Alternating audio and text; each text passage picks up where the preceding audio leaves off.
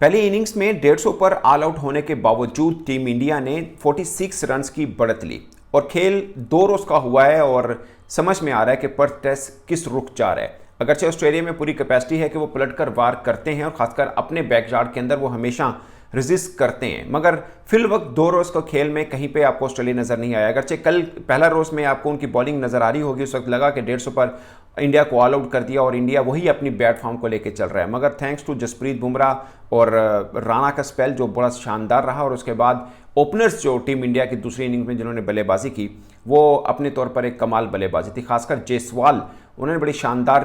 बल्लेबाजी की है। केएल राहुल ने भी खूब उनका साथ दिया और अब कंप्लीट लग रहा है कि कंट्रोल टीम इंडिया के पास है, मगर टीम इंडिया को भी मालूम है कि अब जो पिच है वो थोड़ी सी बैटिंग को सपोर्ट भी कर रही है और इसलिए वो जो अपनी बढ़त है इसको मजीद बढ़ाते रहेंगे ऑफ कोर्स, क्योंकि ऑस्ट्रेलिया के लिए 350 प्लस तक अगर ना गया टीम इंडिया तो इंडिया के लिए भी मुश्किल हो सकती है जिस तरह की अब पिच बिहेव कर रही है। मैंने कल भी जब व्लॉग किया था तो मैंने ये बात मेंशन की थी कि ये होता है बाजू का इंग्लैंड में और ऑस्ट्रेलिया में आपको अर्ली ऑन बड़ी अच्छा बॉलिंग के लिए पिच मिलती है मगर बाद में थोड़ी बैटिंग के लिए बेहतर हो जाती है। अमूमन एशिया में ऐसा होता है कि शुरू में बैटिंग के लिए बेहतर होती है और बाद में बॉलिंग को सपोर्ट करना शुरू कर देती है, तो वेरी करती है। यहाँ पर भी बाज़ बड़े क्रैक्स आते हैं, खासकर ऑप्टस स्टेडियम के अंदर ठीक ठाक किस्म के पिच के अंदर क्रैक्स आते हैं, इसलिए थोड़ी घास भी यहाँ पर रखी गई थी जिसका असर पहले रोज़ में हमें नज़र भी आया था। बट अभी सिंपल अगर कमांडिंग पोजीशन की बात करें तो मुझे लगता है कि टीम इंडिया पूरी तरह से हैवी हुई है मैच के अंदर और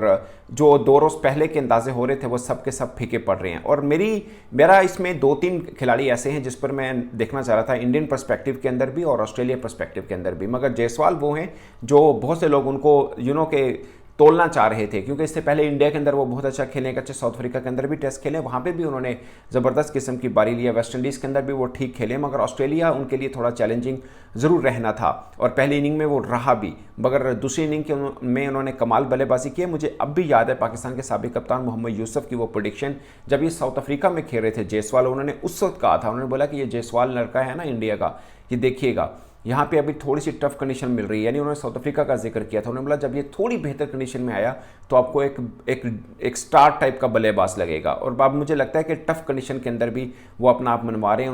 उनकी आप स्ट्राइक रेट चेक करें, वो केएल राहुल से बेहतर खेल रहे हैं और ओवरऑल ऑस्ट्रेलिया के अगर पेस अटैक को देखें तो आप अंदाज़ा करें कि पैट कमिंस और मिचेल स्टार्क जो हैं 3+ की इकॉनमी के साथ वो रन दे रहे हैं इस पिच के ऊपर और ओवरऑल पूरे का पूरा पलड़ा जो है वो भारी हुआ है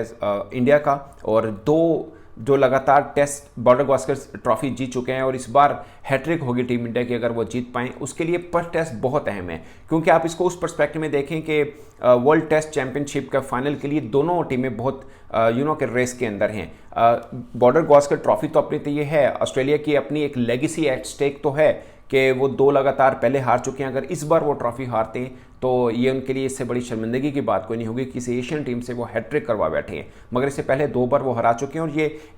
ये इंडिया की इन 2 जीत को और अब पर्थ की परफॉर्मेंस को आप इस तरह से तोल सकते हैं कि पाकिस्तान, मैंने कल भी मेंशन किया, अपना आखिरी टेस्ट मैच 96-97 में 95-96 में जीता हुआ, जब मुश्ताक अहमद उस मैच में सिडनी में हीरो बने थे। अब वो कोचिंग भी करते रहे, बाद में पाकिस्तान कोचिंग से हटे भी, यानी वो अब उनकी एज कितनी है आप अंदाज़ा कर लीजिए और पाकिस्तान को इतनी उम्र हो चुकी है वहाँ पर कोई एक टेस्ट मैच जीते। इस बीच में पाकिस्तान वसीम अकरम की टीम बन के भी गया, पाकिस्तान के पास वकास यूनुस, शोएब अख्तर, सकलैन मुश्ताक, अब्दुल रज़ाक, अजहर महमूद, आसिफ, ये सब बॉलर भी हो लिए, लेकिन पाकिस्तान वहाँ पर एक टेस्ट मैच नहीं जीत पाया है। और अब की मुझे लगता है कि जो ऑस्ट्रेलिया की टीम है, अगरचे वो वाली टीम नहीं है, बट फिर भी आप इस पर्सपेक्टिव में देखें, अभी सबको लगेगा, बहुत से लोग बात करेंगे कि ऑस्ट्रेलिया की टीम में वो दम नहीं रहा, मगर 2 रोज़ पहले कोई ये बात नहीं कर रहा था। सब ये कह रहे थे कि ये तो सीधा सीधा ऑस्ट्रेलिया के हाथ में है, मगर एक स्पेल जो कि जसप्रीत बुमराह ने किया, खासकर जो पहली 3 विकेट्स 19 पर आउट की थी, उसके बाद सारा माहौल चेंज हुआ। फिर भी कोई नहीं उम्मीद कर रहा था कि ऑस्ट्रेलिया 104 पर ऑल आउट होगा, बल्कि मुझे लगता है कि 83 ऑल आउट हो सकता था जब वो जसप्रीत बुमराह की बॉल पर कैच नहीं एक पकड़ा गया था, शायद 83-84 के ऊपर भी ऑस्ट्रेलिया ऑल आउट हो जाता। अभी भी ऑस्ट्रेलिया इंडिया के खिलाफ ऑस्ट्रेलिया के अंदर अपना सेकंड लोएस्ट स्कोर के ऊपर आउट हुआ है और 150 पर आउट होने के बाद 46 की बढ़त, ये अपने आप एक मिसाल है। ठीक है, बॉलिंग कंडीशंस थी अर्ली ऑन, इसमें कोई शक नहीं है, मगर इतनी मतलब ऑस्ट्रेलिया को इतने में आउट करना ये अपने आप में एक कमाल ज़रूर है और मुझे लगता है कि ये इंडिया के लिए बड़ा टर्निंग पॉइंट होगा अगर वो पर्थ में, क्योंकि कुछ हॉन्टिंग ग्राउंड है ऑस्ट्रेलिया के जहां पर वो शिकार जरूर करता है। इसमें ब्रिस्बेन भी है, इसमें होबार्ट भी है, इसमें पर्थ, खासकर पर्थ के अंदर वो मैच लाजमी रखते हैं चाहे कोई भी विजिटिंग टीम आए। खैर उनकी कम्युनिटी को क्रिकेट में इन्वॉल्व करने के लिए भी रखते हैं और कुछ उनका हॉन्टिंग ग्राउंड भी है पर्थ में। यहाँ पर अभी तक ऑस्ट्रेलिया एक भी मैच नहीं हारा है। अगरचे ये ऑप्टस स्टेडियम के अंदर 4 मैच खेला है। 2018 में आखिरी बार टीम इंडिया वहाँ पर खेली थी, 6 बरस हो गए हैं उसके बाद टीम इंडिया अब यहाँ पर खेल रही है। बल्कि अभी तो लग रहा है कि शायद बॉलिंग पर्सपेक्टिव में तो बुमराह खेले हैं, मगर बैटिंग पर्सपेक्टिव में मुझे अब जायसवाल के ऊपर इससे पहले भी अगर आपने वो ब्रॉडकास्टर्स के मुख्तलिफ इंटरव्यूज़ देखे हों जो ऑस्ट्रेलियन क्रिकेटर्स के उन्होंने किए थे, उन्होंने जायसवाल को बहुत हाई रेट किया था। ऑस्ट्रेलियाई क्रिकेटर्स ने उन्होंने उस वक्त माना था कि जायसवाल उनके लिए टफ टाइम हो सकते हैं, ऋषभ पंत हो सकते हैं। ऋषभ पंत ने पहली इनिंग में ठीक ठाक बल्लेबाजी की, मगर वहाँ पर रेड्डी ने भी अच्छी बैटिंग की थी, 40+ एक ही रन बने थे और वो उन्होंने किए थे। अगर दोनों टीमों को कंबाइन भी देखे जाए तो उनकी बैटिंग बड़ी शानदार रही थी और ऋषभ पंत ने भी की। मगर अभी आगाज़ जो था वो बड़ा कि डिफेंसिव था इंडिया का, क्योंकि उनको मालूम है कि एक बढ़त ली हुई है, मैच हाथ में है। टेस्ट की एक खूबी है कि आपको एक आधा सेशन बुरा पड़े या अच्छा पड़े, आप मैच का रुख बदल सकते हैं। जैसे आप देख लीजिए ना कि 150 पर आउट होने के बावजूद अब इंडिया कुछ सोच सकता था कि दूसरे रोज ही डायरेक्शन नजर आ रही हो कि किस तरफ को मैच जा रहा है। अब ये पर टेस्ट इसलिए अहम है और ये इंडियन बैटर्स को बखूबी मालूम है कि उनको 350-400 से ऊपर रन करने होंगे ऑस्ट्रेलिया को ये मैच हराने के लिए। और मुझे लगता है कि तीसरा रोज इंडिया का बहुत अहम होगा, क्योंकि लगातार पूरे दिन बैटिंग रहे तो एक तो उनको कि ऑस्ट्रेलिया कंडीशन के अंदर बैटिंग और एक साइकोलॉजिकल एडवांटेज मिल जाता है। दूसरा वो जो हदफ देख रहा है इंडिया इस वक्त कि 400+ का अगर टारगेट देंगे तभी ऑस्ट्रेलिया को वो के नाकू चने चबवा सकते हैं। और ये पर टेस्ट मेरी नज़र में बहुत अहम है टीम इंडिया के लिए, खासकर तीसरा दिन बहुत अहम है। वो इसलिए कि आप ये तीसरे दिन के अंदर आप बड़ी बैटिंग कर लेते हैं, अच्छे रन बना लेते हैं, ऑस्ट्रेलिया को हरा देते हैं, तो अगले जो 4 टेस्ट मैचेस हैं वो आपके लिए साइकोलॉजिकल एडवांटेज भी रहेगा और ऑस्ट्रेलिया को बैकफुट में रखने का एक मौका भी मिलेगा। मुझे ज़्यादा तौर पर लगता है कि ऑस्ट्रेलिया अभी भी बैकफुट पर जरूर है, खासकर जब दूसरी इनिंग उनकी बैटिंग की आएगी वो देखना बहुत जरूरी है, क्योंकि अब पिच थोड़ी सी बैटिंग को सपोर्ट कर रही है और यहाँ पर बुमराह वर्सेस ऑस्ट्रेलियन बैटर्स एक बार फिर देखने को मिलेंगे। क्योंकि एक साइकोलॉजिकल एडवांटेज, मैं ये नहीं कहूँगा कि खौफ है, एटलीस्ट इंपैक्ट जरूर है जसप्रीत बुमराह का ऑस्ट्रेलियाई बैटर्स के ऊपर, और ये दूसरी इनिंग में देखना है कि वो उस इंपैक्ट को माइनस करते हैं या बुमराह एक बार फिर अपनी धाक बना रखेंगे। क्योंकि अभी एक इनिंग का दोनों का हुआ है, उस एक इनिंग में 46 रन की बढ़तरी इंडिया को मिली है। अब दूसरी इनिंग एक तरह से शुरू हुई है और टेस्ट होता है ऐसा ही हमेशा कि आपको अच्छे सेशन की तलाश होती है, जहां पर किसी भी टीम को अच्छा सेशन मिले वो वापसी करते हैं। और दोनों टीमें ऐसी हैं कि दोनों टीमों में किसी ने एक थोड़ी सी भी कमी दिखाई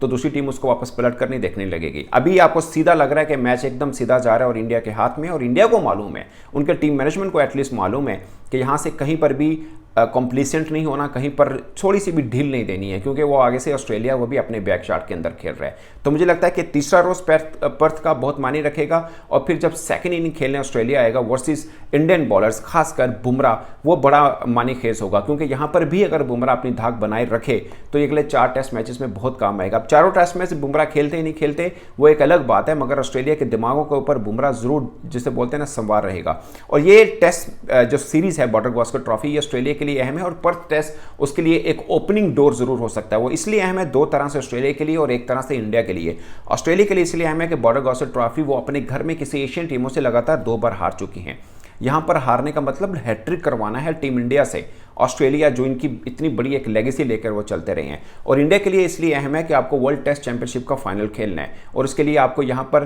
कम से कम 4-0 से जीत लाजमी लेनी है। अगरचे दोनों का स्नैरियो देखें, वर्ल्ड टेस्ट चैंपियनशिप के लिए ऑस्ट्रेलिया की भी मुश्किल है कि उनके पास 7 मैचेस हैं इस मैच को डाल के, और उनको 5 लाजमी जीते हैं, जिसमें से 5 तो वो इंडिया के खिलाफ खेल रहे हैं, 2 उनको श्रीलंका के खिलाफ खेलना है। और अगर ये पहला मैच हार जाते हैं, उनके पास मार्जिन 0 रहता है ऑस्ट्रेलिया के पास कि वो कहीं से भी कोई मैच हारें, तो उनके लिए ये रेस खत्म हो सकती है, और खत्म मीन के बहुत मुश्किल हो सकती है। और सेम इंडिया के लिए, अगर इंडिया जीत जाते हैं तो उनके लिए एक उम्मीद रहेगी कि उनको सिर्फ 3 मैचेस और जीतने हैं। तो ये पर्थ टेस्ट इसलिए अहम है, और पर्थ टेस्ट में सबसे अहम मुझे लगता है कि तीसरा रोज है, जो कि डायरेक्शन 100% सॉलिड कर देगा। अभी डायरेक्शन की बात करें, अभी अगर आप मेरे से पूछे तो के स्टीयरिंग के ऊपर इंडिया बैठा हुआ है, मगर टेस्ट है, यहाँ पर कभी भी के एक स्पेल होता है या एक सेशन होता है, उसमें बाजी कभी भी पलटी जा सकती है। और मैंने अपनी एग्जांपल दी पाकिस्तान टीम की कि हम मेलबर्न भी जीते हुए थे, हम सिडनी भी जीते हुए थे, वहाँ पर हम थोड़े से हुए या दिमाग में आया कि हम नहीं हरा सकते ऑस्ट्रेलिया को और मैच हमारे से दूर चला गया था। मगर अभी केएल राहुल और जायसवाल ने अपने आप में एक कमाल किया है और ज़बरदस्त किस्म की ओपनिंग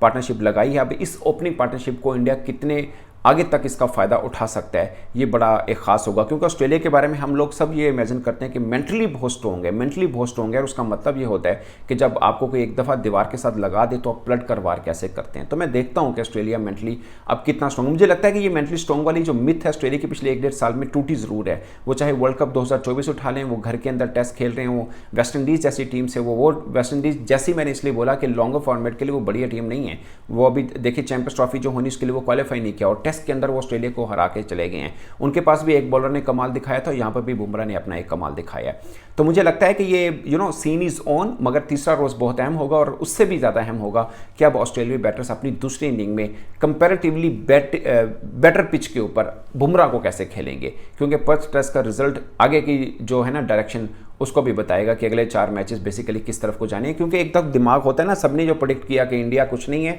ऑस्ट्रेलिया ही जीतेगा ये सीरीज़, खासकर ऑस्ट्रेलियाई गुरुस। अगर जैसे सुनील गावस्कर ने इंडिया की प्रेडिक्शन की थी, युवराज सिंह ने इंडिया की थी, हरभजन सिंह ने 2-2 से सीरीज़ को ड्रॉ किया था। मगर मुझे लगता है पहला टेस्ट मैच किसी भी सीरीज़ का वो आपके लिए बहुत खास होता है, और खासकर उस पिच के ऊपर जीत रहे हो जो उनका हॉन्टिंग ग्राउंड हो। उसके बाद फिर एडिलेड में एशियन टीमें पसंद से खेलती हैं, और मेलबर्न के अंदर भी इंडिया का रैकेट बहुत बुरा नहीं है, अच्छा रैकेट है, बट ब्रिस्बेन एक ऐसी पिच है जिस पर ऑस्ट्रेलिया तो किसी भी टीम को फंसाती है। खैर दोस्तों, अभी तीसरा रोज देखते हैं कि किस रुख जाएगा, मगर मुझे अब तक लग रहा है कि कमांडिंग पोजीशन है टीम इंडिया की। आपको क्या लगता है? अपने राय कमेंट बॉक्स में जरूर बताइएगा। मेरी तरफ से इतना ही, इजाजत दीजिए, अल्लाह हाफिज़।